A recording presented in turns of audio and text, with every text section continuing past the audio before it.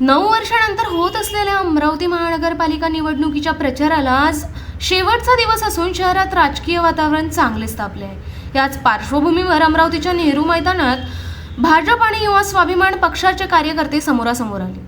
प्रचाराच्या अखेरच्या दिवशी दोन्ही पक्षांनी शक्ती प्रदर्शनासाठी प्रचार फेरी काढण्याचे नियोजन केले होते।